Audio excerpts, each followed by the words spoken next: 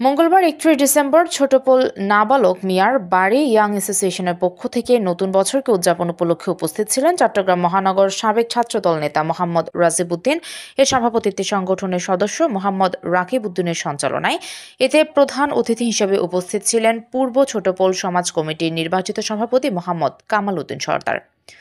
বিশেষ অতিথি হিসেবে উপস্থিত ছিলেন ২৭ নং ওয়ার্ড বিএনপির সাবেক সাংগঠনিক সম্পাদক মিজানুর রহমান মোস্তফা, ২৭ নং ওয়ার্ড বিএনপি সদস্য মাইনুদ্দিন মানিক, ছোটপোল নাবালক মিয়ার বাড়ি ইয়াং অ্যাসোসিয়েশনের কর্ণধার মোহাম্মদ লিটন, সংগঠনের সদস্য লাভলু, শাওন, আরিফ, সাজ্জাদ, জনি, নাইম, ইব্রাহিম, মোহাম্মদ আরিফ প্রমুখ উপস্থিত ছিলেন। প্রতি বছরের ন্যায় এবার প্রায় ২০০ সদস্য নিয়ে অষ্টমবার নতুন বছরকে উদযাপন করার লক্ষ্যে ইয়াং অ্যাসোসিয়েশনের পক্ষ থেকে এলাকাবাসী ও দেশবাসীকে অভিনন্দন জানিয়ে কেক কাটার মধ্য দিয়ে অনুষ্ঠান শুরু করেন। পরে ডিজে পার্টির মাধ্যমে রাত ১২টা ১ মিনিটে আতশবাজি করে অনুষ্ঠান সমাপ্তি করে।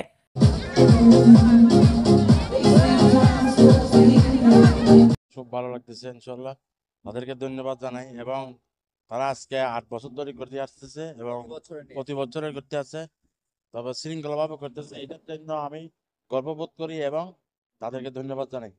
কারণ কোনোদিন কারোর সাথে এবং ঝগড়া হয় নাই, কারোর সাথে মনোমালিন্য হয় নাই। তাই আশা করি তারা সামনের দিকে এগিয়ে যাবে, এই আশা ব্যক্ত করি।